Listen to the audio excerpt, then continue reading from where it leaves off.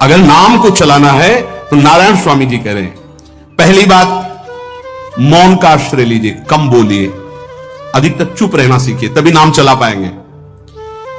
जो कार्य कर रहे हैं आप उस पर ध्यान दें, उस कार्य को एकाग्रता पूर्वक करें, वाणी को मौन रखें, उस वाणी से धीरे धीरे नाम उच्चारण करें। कम से कम 24 घंटे में 4 घंटे मौन का तो सबको अभ्यास कर लेना चाहिए। 24 घंटे में 4 घंटे मौन का। तो ऐसे ऐसे बुद्धिमान हो कहेंगे हम 6 घंटे मौन रहते हैं। कब? बोले जब सोते हैं तब। आप 4 घंटे कर, हम 6 घंटे मौन रहते हैं। 24 घंटे में हम 6 घंटे मौन रहते हैं। बहुत बुद्धिमान है। बोले आप 4 घंटे कहते, हम 6 घंटे मौन रहते हैं। तो कब आप मौन रहते हैं? बोले जब सोते हैं तो 6 घंटे सोते हैं, मौन ही रहते हैं उस समय। मौन जागृत की कह रहा हूं, 4 घंटे का। नारायण स्वामी के बहुत बड़े महापुरुष हैं। तुम 4 घंटे मौन का अभ्यास करो, ऐसा निकालो 2 घंटे, 2-2 घंटे करके 24 घंटे में 4 घंटे मौन। उस समय हम किसी से बात नहीं करेंगे, नाम जप करेंगे। कार्य करो, कार्य करने के लिए मना नहीं कर रहे हैं। कम बोलो। आजकल लोग अपनी जीवनी शक्ति को बोलने के द्वारा बहुत नष्ट कर रहे हैं, व्यर्थ की बातें करते रहते हैं। 4 आदमी चल रहे हो, आप पीछे चलिएगा, सुनते, बेमतलब की बातें। नाम जब नहीं होगा वो डिलीट नहीं होंगी, वैसे ही बनी रहेंगी, अगले जन्म के लिए तैयार हो रहा है। इसलिए नाम यदि सिद्ध करना है, नाम का फल लेना है, नाम का आनंद लेना है, तो वृथा भाषण बंद करो, बेकार की बात बंद करो। जितना कम बोलने से काम चल जाए उतना। सामने वाले को बोलने दीजिए, आप बीच में नाम चल रहा है, जी नाम चल रहा है। जब कोई आवश्यक बात हुई, पवित्र शब्द बोल दिया, नहीं चुपचाप सुनो। उसको लग रहा है कि आप संभाषण कर, मान लो रिश्तेदार है, नातेदार है, मित्र, अब आप व्यवहार में हैं, आप सीधे ये तो नहीं कह सकते हमसे बात मत करो, नहीं, हाँ बात कीजिए, लेकिन आप कम बोलिए, उसको बोलने दीजिए, आप नाम जप कीजिए, जरूरत भर बात कीजिए। बात में भगवान की चर्चा हो तो कोई बात नहीं, अगर प्रपंच की चर्चा है तो बचने की कोशिश कीजिए। अपने संबंधियों, अपने दोस्तों, अपने व्यवहारियों से व्यवहार, दोस्ती, संबंध शिथिल कीजिए, तभी नाम में प्रीति होगी। अगर ये अब हमारे दोस्त आ गए हैं तो फिर वो दोस्त छूट जाएगा नाम, अब बातें शुरू हो गई प्रपंच की। धन्य है ऐसी बुद्धि जो प्रियजनों से भी संभाषण केवल भगवत वाक्यों का, अन्यथा नहीं। इसीलिए इस मार्ग को वर्ण करना बहुत कठिन है। एक ऐसा तुम्हारा निवास स्थान होना चाहिए अलग, जिसमें अपने रिश्तेदार, नातेदार, व्यवहारियों का प्रवेश ना हो। आपकी शैया अलग होनी चाहिए। अगर नाम जापक नाम सिद्ध करना चाहता है, नाम का फल लेना चाहता है, नाम निरंतर चलाना चाहता है, तो जिस आसन पर आप बैठते हैं उसी में प्रपंची, विषयी, सांसारिक वृत्ति वाले बैठेंगे तो भजन की वृत्ति नहीं बन पाएगी। एक ऐसा, वैसे होते हैं घरों में बैठने वालों का अलग, लेकिन साधन कक्ष अलग होना चाहिए अपना। किसी का यदि प्रवेश ना हो तो आप देखेंगे कि आपके साधन के परमाणु आपको वहां बैठते ही तत्काल विक्षेप रहित करके भजन में लगा देंगे। अगर घर में ऐसा कुछ ना हो तो एक आसन अपना अकेला रखें, जिस पर आप शयन करें, वो आसन केवल आपका ही होना चाहिए। अगर वो सार्वजनिक बैठने के लिए ही है, ऐसी व्यवस्था नहीं, तो आसन समेट कर अपना अलग रख दीजिए और दूसरे आसनों पर बैठा लिए। फिर वो आसन हटाकर जब आप शयन करें तो आपका आसन होना चाहिए। इसका बहुत बड़ा प्रभाव पड़ेगा। कोई भी ऐसा दृश्य या पुस्तक ना पढ़ें जो वासनात्मक हो और प्रभु के नाम से आपको विमुख कर दे। अखबार आदि, समाचार आदि, ये हमारे चिंतन को नष्ट करते हैं। अगर नाम जब करना है, निरंतर नाम स्मृति बैठानी, एक घटना कई मिनट तक विक्षेप देती है। ऐसा हुआ, कैसे लोग हैं।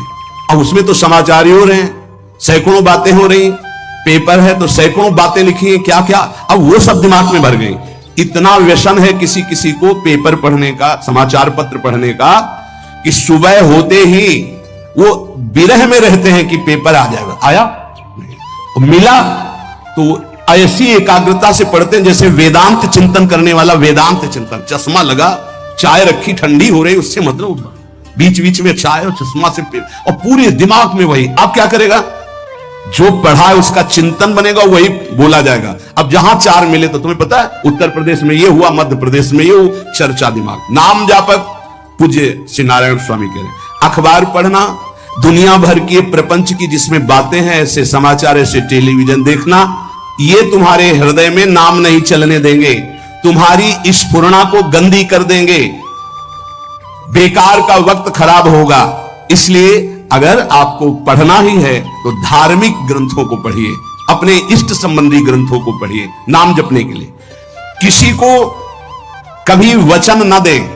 पांचवा, बहुत बहुत पॉइंट की बात करें, यदि आपने किसी को वचन दे दिया और पूरा नहीं किया तो भजन का फल वहां जाएगा, ध्यान रखना। यही हमसे सब त्रुटियां होती रहती है अपने लोगों से। जाओ आज से बाद वचन दे दिया, हम ऐसा नहीं करेंगे, नहीं करेंगे चाहे मर जाएं। और अपने लोग ऐसे फिसड्डी हैं कि शाम के वचन देते हैं और सुबह फिसल जाते हैं। 2-4 दिन बोलते बहुत चला, फिर फिसल जाते हैं। बोले कसम से आज से ऐसा नहीं करें। तो आप इसको खिलवाड़ न समझे, आपके सुकृत नष्ट हो रहे हैं, वासना आपके सुकृतों को नष्ट कर रही। दूसरा, जैसे आपने किसी से कहा कि मैं शाम के 5 बजे आ जाऊंगा, तो 5 बजने में 5 मिनट कम होने पर आपको पहुंच जाना चाहिए, 5 मिनट ओवर होने पर नहीं, उसके पहले ही आपको ऊपर। यह संतों के जीवन में देखा गया है। समय का बहुत बड़ा जीवन में अस्तित्व है। अगर आप किसी को समय दें, फिर उसमें प्रमाद स्थिति नहीं होनी चाहिए। 5 मिनट पहले पहुंचिए। समय दिया है किसी को तो 5 मिनट पहले उसको इंतजार ना करना पड़े। रात को सोते समय नाम जापक उपासक विचार करें, मेरा नाम किन किन कार्यों में छूटा, मेरे से कौन कौन सा पाप हुआ, मैंने कौन सी आज गलती की जो नहीं करना चाहिए, और उसे डायरी में नोट करें। नारायण स्वामी कह रहे हैं दूसरे दिन सावधानी पूर्वक वो गलतियां ना होने पाए जो हमने आज की। जब उपासक सत्य बोलना स्वीकार करता है तो उसके हृदय में डर जागृत हो जाता है। ध्यान रखना, डर ये माया के द्वारा प्रेरित है। अगर व्यापार में सत्य बोलेंगे तो पैसा अधिक नहीं आएगा। अगर हम सत्य बोल दिए तो डांट लगेगी। अगर हम सत्य बोल दिए तो सब लोग जान जाएंगे मैं ऐसा गंदा हूं। सच्ची मानिए, सत्य बोलने का नियम ले लीजिए, आप निष्पाप हो जाएंगे, आप महात्मा बन जाएंगे। अंदर से कोई भी पापाचरण आपके जीवन में नहीं रह जाएगा। भगवान का नाम सत्य है, उस नाम को चलाने के लिए झूठ बोलने वाला नाम को कैसे चला सकता है? सत्य बोलने से यदि तुम्हारा नुकसान हो रहा है तो तुम सह जाइएगा। नारायण स्वामी कह रहे हैं उससे बड़ा लाभ आपको श्री भगवान प्रदान करेंगे। आप सत्य बोलिए। आजकल भगवान पर विश्वास नहीं, इसलिए झूठ पर विश्वास है। कलयुग की ऐसी प्रेरणा है कि सब झूठ बोलने लगे हैं। कोई डरता ही नहीं झूठ बोलने में, पूरा का पूरा। जैसे नहीं कहते कुछ तो सत्य होगा, ऐसे ऐसे महानुभाव हैं कि 100% झूठ बोल जाते हैं। 100%। धन्य है मोबाइल जो झूठ बुलाने में बहुत प्रवीण है, बहुत प्रवीण है। अरे भाई हम नहीं मिल सकते, आज हमारा मन नहीं है, खत्म खेल हो गया, सत्य बात है, नहीं मिल सकते आपसे, मत उठाओ फोन। अगर तुम्हें झूठ ही बोलना है तो फोन क्यों उठाओ? नहीं बोलेंगे, नहीं उठाएंगे तो समझ जाएगा कि उनकी रुचि नहीं। ये झूठ क्यों बोलना, सत्य बोलो। झूठ से यदि आप बच गए तो आपके जिह्वा पे नाम निरंतर चलने लगेगा। ये झूठ ही नाम नहीं चलने दे रहा। असत्य आचरण, छुपाने की वृत्ति, असत्य भाषण, ये नाम में प्रीति नहीं। किसी को भी फुसलाने के लिए झूठ मत बोलिए। सत्य बोलने का अभ्यास कर लिए तो पापी जीव भी महात्मा बन जाए। सत्य आवश्यक है।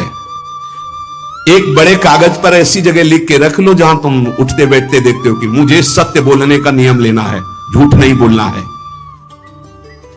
सत्य साधन कर लो, फिर देखो नाम कैसे चलता है।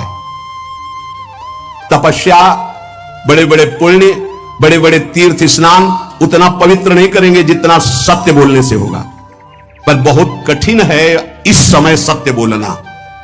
मतलब बात बात पे असत्य का ही वर्ताव हो रहा है, असत्य का। अच्छा, ये कोई संसारी आदमी में नहीं, कुछ ऐसे होंगे जो सत्य की वार्ता करते नहीं। प्रायः क्या जाता है, झूठ बोलने में बोल दिया और सामने वाला राजी हो गया, हम निकल गए। लेकिन सत्य ना होने के कारण आप में सत्य आचरण, सत्य स्वरूप भगवान का नाम, भगवान को कहा गया सत्य नारायण, वो नाम नहीं चलेगा।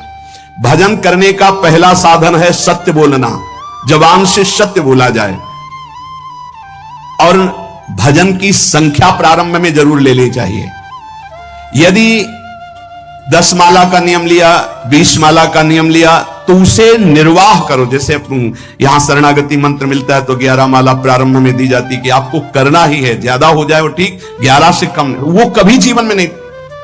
अपने जीवन में गुरु आज्ञा 11 माला तो करनी है, हर समय करना है। पर ये मन थोड़े दिन तो नियम में चलेगा, इसके बाद छोड़ देगा। दीक्षा तब लेनी चाहिए जब गुरु आज्ञा पे चलने की हिम्मत हो, नहीं तो ऐसे ही नाम जपो करो। और जब नियम मिल गया 11 माला तो चाहे प्राण निकल जाए, हमको 11 माला पूरे करने, प्राण निकलने तक गुरु आज्ञा का पालन करना है। यदि आप नाम जब अधिक मात्रा में नहीं करेंगे तो जो आपको नाम मिला है उसका फल आपको अनुभव में नहीं आएगा। क्यों? क्योंकि नाम का हिस्सेदारी होती है, भजन की हिस्सेदारी होती है। जैसे किसी ने प्रणाम किया, वो भजन लिया। गृहस्थी को इसीलिए मना किया कि जरा रास्ते में परिक्रमा मार्ग में हलवा पूड़ी ये सब बट रहा है, हाथ मत फैलाओ। वो दान कर रहा है, सुकृत कर रहा है, और कोई दूसरे ले विरक्त आदि। आप अपने भूख मिटाने के लिए 4 रुपया के चना लेके भले पालो, लेकिन दूसरे के द्वारा दिया हुआ हलवा मत पाओ। यहां धाम आए हो, भगवत कमाई करने आए हो, यहां नाम जप करो, कष्ट सहकर परिक्रमा दो। हो सके 4 रुपए की वस्तु लेकर के आप पशु पक्षियों को पवा दो, किसी एक का पेट भर। तुम मत पाओ दूसरे का। तुम चाहो तो उपवास कर सकते हो, या प्राण पोषण के लिए रूखा सूखा थोड़ा खा लो। ये दूसरे के आराम से धाम में हम आए 2-4 दिन खूब खाए पिए नहीं, भागीदारी हो जाएगी तुम्हारे पुण्यों की। वहां ऐसे फ्री नहीं है कुछ। भजन का भागीदार राजा भी होता है, जिसके राज्य में रह रहे हैं। जो अन्न देता है वो भजन का, जो वस्त्र देता है वो भजन। इसीलिए गृहस्थ को कहीं कुछ भी स्वीकार नहीं करना चाहिए, ये बहुत ध्यान रखिए। अगर आप कहीं तीर्थ साधु आश्रम कहीं जाते हैं, कोशिश कीजिए कि किसी से सेवा ना ले, और अगर सेवा ले तो उसके अनुसार फिर अर्थ दे दे। अगर आपने वहां भोजन पाया, पानी पाया, तो उसके अनुसार सोच ले कि अगर हम इतना खरीदते तो कितने का मिलता, वो दे दिया तो आपका भजन बच गया। कभी आपको कोई प्रणाम नमस्कार करे, तत्काल बराबर प्रणाम करो। किसी को अपना भजन का हिस्सेदारी नहीं, सबका मंगल हो। ये भजन जितना बढ़ेगा तो आपको भगवदाकार कर देगा। दिन रात 24 घंटे में 21,600 श्वास चलती है। 21,600 श्वास में 6 घंटा तो सोने के चले जाते, उसमें तो चेतना नहीं रहती। अब हमको अगर 21,600 नाम हमको जपने को मिल जाए तो हमारी हर श्वास सार्थक हो जाए। जो हम 5-6 घंटा सोते हैं उसमें जिनका अभ्यास है तो बात अलग है, नहीं तो वो व्यर्थ जाती है। तो हमें एक श्वास में कई नाम जपने का अभ्यास करना चाहिए, जिससे 200 माला फेरने पर ये 21,600 श्वासों की गणना पूरी होती है। अगर हम 200 माला का नियम लें तो इतना हो सकता है। तो हमें लगता है अगर हर समय माला नहीं ले सकते तो श्वास वाली माला बहुत अच्छी रहती है। श्वास में 4 बार खींचो, 4 बार नाम लेते हुए छोड़ो। दूसरा साधन, एक छोटी माला ले ले, जो आजकल तो काउंटर चला है। काउंटर में ज्यादा सुविधा संसारण के क्रियाओं में रहने वालों को होती कि अपनी जेब में डाल लिया। तीसरा साधन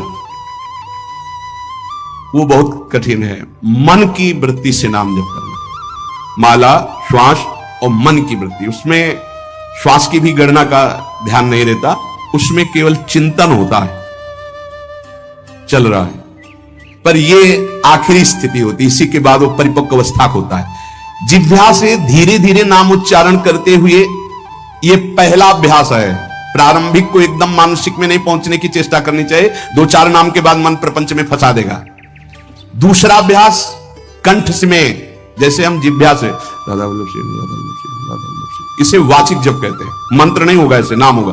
फिर उपांश ऐसे, फिर कंठ से चलता है, फिर हृदय से चलने लगता है, फिर नाभि से चलता है। जिसका नाभि से चलने लगता है उसका परावाणी के द्वारा भजन, वो सिद्ध पुरुष कहा जाता है। 4 वाणी, परा, पश्चंती, मध्यमा, वैखरी। वैखरी जो बोल रहे हैं, जो कंठ से, फिर हृदय से पश्चंती, परा नाभि से, मूलाधार केंद्र से लेकर के संपूर्ण ब्रह्मांड में इसमें नाम गूंज रहा है, वो सिद्ध पुरुष का होता है। पहला अभ्यास जिह्वा हिला करके शुरू करें, राधा राधा राधा राधा। फिर कंठ से, कभी हमारे सदगुरुदेव भगवान को देखना, अगर कोई आ गया और बातचीत का हुआ तो यहां से तत्काल चलता दिखाई देता है ना, कंठ ऐसे ऐसे हिलने लगता है कंठ। और शांत बैठे तो फिर नहीं दिखाई। अगर कोई है आसपास तो इतनी तीव्रता लगन होती कि कहीं छूट ना जाए नाम। कंठ से विशिष्ट अभ्यासी का, फिर हृदय से परिपक्व अभ्यासी का, और नाभि से सिद्ध महापुरुष का, परावाणी से चलता है। अगर 1 वर्ष तक जिह्वा से अभ्यास किया जाए, ये मैंने किया है, नारायण स्वामी कहते हैं, तो दूसरे वर्ष में कंठ से प्रारंभ हो जाता है। 2 वर्ष कंठ से चले तो अगला हृदय से प्रारंभ हो जाता है, और हृदय से 3 वर्ष चले तो फिर नाभि से 7 वर्ष में नाम सिद्ध हो जाएगा। अगर नियम पूर्वक झूठ ना बोले, सत्य आचरण करे, ऐसे नाम जप करे। हम ये कहते हैं कि चलो थोड़ा धीमे ही सही, पर 12 वर्ष में तो आपको सिद्ध हो जाना चाहिए। 12 वर्ष, यहां बोले 30 वर्ष के 50 वर्ष हो गए साधन करते हो, जीव कहते हो कोई परिवर्तन नहीं। इसका मतलब अंदर से नाम नहीं चलाया जा रहा, नाम में रुचि नहीं। 12 वर्ष में तो भगवत साक्षात्कार करके जागृत स्वप्न सुषुप्ति अवस्था पर विजय प्राप्त कर लेता है साधक। ऐसा ही स्वामी जी ने किया। नारायण नारायण नारायण नारायण नारायण, ऐसी सिद्धावस्था हो गई थी। एक टाट की लंगोटी, एक रस्सी कमर में, बस। बड़े ही उच्च कोट और बहुत बड़े अरब खरबपति घर के बालक थे। सारी सिद्धियां उसके पैरों में लौटने लगती हैं, जिसका नाभि से भजन प्रारंभ हो जाता है, परावाणी से। अजपा जाप उसे ही कहते हैं जो नाभि से होता है। अजपा जाप करने वाले उपासक में जो अजपा जाप करने की चाह रखते हैं, पहला भोजन पर ध्यान दे। सात्विक भोजन, पवित्र भोजन। भाई नाम का स्वाद नहीं मिला तो कुछ लोग जो है बहुत प्रसन्न होते हैं जब सांसारिक पदार्थ आता है। बड़ी कृपा श्री ठाकुर जी की रही है कि इस विषय पर जो है बहुत परिपक्व किया है। रोटी नहीं मिली, ये रबड़ी रसगुल्ला की तो बात जाने दो। गंगा का किनारा, गांव में जाना नहीं, जो आकाश वृत्ति से वो आ जाए वही। आप लोगों को तो रोटी तो मिल रही है। पहला नाम सिद्ध करने के लिए भोजन सात्विक और थोड़ा, अगर एक समय पाके निर्वाह कर लो तो अच्छा, नहीं तो 2 समय। 3 समय पाने का तो अधिकार ही नहीं साधक को। भगवान की बड़ी कृपा है, जब भूख थी तब था नहीं, और जब है तो भोजन नहीं पा सकते। वो बड़ा लीला बिहारी। जब भूख थी तब भोजन नहीं, और जब भोजन है तो नियम कानून इसके लग गए हैं, ये इतना इतना। दूसरा, पहला भोजन पर पवित्र। देखो नाम जप के लिए बहुत आवश्यक है, यही जीवन है कि अगर आप नाम जप करने लगे तो हमारा बोलना, हमारा जीना सार्थक हो जाएगा। अगर नाम जप आपको करना है तो पवित्र भोजन होना चाहिए। 2 टाइम भोजन पाना है तो थोड़ा थोड़ा पाओ, पेट ना भरने पाए, ऐसा ना लगने की वजन बढ़ गया है। वजन बढ़ गया है तो भजन घट गया है, वजन घट गया है तो भजन बढ़ गया है। देखो तुम्हारे सांसारिक संबंधी माता पिता चाहेंगे कि तुम्हारा चिकना शरीर होना चाहिए, हष्ट पुष्ट होना चाहिए, लेकिन हम चाहेंगे कि तुम्हारा भजन पुष्ट होना चाहिए, भगवदाकार वृत्ति होना चाहिए। शरीर तो आज है, कल नहीं रहेगा, चाहे जितना चिकना कर लो। सांसारिक माता पिता के प्यार में और गुरु के प्यार में यही अंतर है। वो आपके स्वरूप को पुष्ट करेगा तो शरीर तो अपने आप, मन प्रसन्न है तो वो स्वस्थ है, अस्वस्थ होने पर भी स्वस्थ है। अगर शरीर स्वस्थ है और काम वासना है, नाना प्रकार की चिंताएं, ये थोड़ी माता पिता दूर कर पाएंगे। वो तो तपस्या और साधना से ही दूर होती है, ध्यान रख लीजिए। अधिक भोजन पाना, शरीर को बहुत पुष्ट बलवान कर लेना, तो हर इंद्रियों को भोग देना पड़ेगा आपको। वो कोई तपस्वी होता है, जो तपस्वी होता है वो संयमी होता है, जो संयमी होता है उसके चर्बी नहीं होती, ध्यान रखना। युक्ताहार विहार से, प्राण पोषण के लिए केवल शरीर में अन्न जाए तब नाम में प्रीति होगी। खाते खाते अनेकों जन्म व्यतीत हो गए, वर्षों व्यतीत हो गए, अरे अब तो भजन कर लो, कहां तक खाओगे? ये नरक कुंड है, डाला विष्ठा बन गया। नींद, एक नियम बना लो कि इतना ही सोना है। पता नहीं सोने में कौन सा सुख, नींद में केवल एक बात का सुख होता है, आपका संसार का चिंतन नहीं होता, तो आप जो शांत रहते हैं वो सुख होता है, लेकिन वो तमोगुणी सुख है। अगर आप जागृत में संसार का चिंतन न होने दें और भगवत चिंतन कर रहे तो आप महापुरुष हो जाएंगे। सो सो के जीवन क्यों बर्बाद करते हैं? एक टाइम रखिए सोने का, बस। ये कोई तुम्हारा सुख नहीं है, ये तमोगुणी सुख है। निद्रा आलस्य प्रमादोत्तम तत्तामस मुदाहृतम।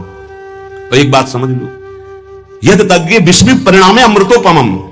जिसमें विष जैसा शुरुआत में लगता है उसका परिणाम अमृत होता है, और जिसकी शुरुआत अमृत जैसी लगती है उसका परिणाम विष होता है। प्रातःकालीन उठ करके सत्संग में आना विष जैसा लगता है, लेकिन उठ के आ रहे हो तो इसका फल अमृत होगा। ब्रह्म मुहूर्त में सो रहे हैं, जीवन बर्बाद कर रहे हैं, अरे ब्रह्म मुहूर्त में उठिए, स्नान कीजिए और सच्चिदानंद भगवान में चित्त को जोड़िए। ये विष जैसा लगता है, परिणाम अमृत जैसा होता है। तीसरा, 24 घंटे में 1 घंटे का तो एकांतवास करना सीख ही लो, चाहे गृहस्थ हो चाहे कोई भी हो। 1 घंटे हमसे कोई बात नहीं करेगा, अपने दरवाजा बंद, थोड़ा 1 घंटे कोई ऐसा समय निकालो जिसमें चित्त को केवल श्री कृष्ण से जोड़ो, प्रियाजू से जोड़ सको। चौथा, विरक्त साधक, तकिया गद्दा, ये सब चीजें अगर लगा के सोगे तो नाम जप नहीं होगा। देखो, हितधाम में कुशासन और एक ईंट कुशासन के नीचे, सर्दी में ओढ़ने के जो हमारे कंबल थे वो आटे का बोरा बलराम जी ला के देते। जीवन को यदि आप कसौटी पे नहीं कसेंगे तो भजन नहीं होने वाला। अब तो शरीर रोग से ग्रसित है, आप चाहे जहां रखो चाहे जैसे रखो, प्रिया जुझाने। जब तक हमें भगवदाकार वृत्ति ना हो जाए तब तक विषयों को स्वीकार नहीं। ऐसे हैं साधक, बड़ा सुख मिलता है। एक ऐसे पड़ा हुआ है आसन, उनके कमरे में जाके देखिए, केवल आसन ही है। कितने से साधक राधा कीलकुंज में रहते जिनकी चटाई केवल है, न तकिया है न गद्दा है न कोई, उसी चटाई को ऐसे खड़ा कर दिया, बिछा लिया, बस उसी में पड़े, भोजन मिला पा लिया, ऐसे रह रहे हैं। कमरे में देखो जाके तो ऐसा लगेगा कि इसमें कोई रहता ही नहीं, कुछ है ही नहीं, केवल चटाई है। तकिया गद्दा विशेष विलासिता की वस्तुएं तो नाम जप नहीं होने वाला, ध्यान रखना। जहां पड़े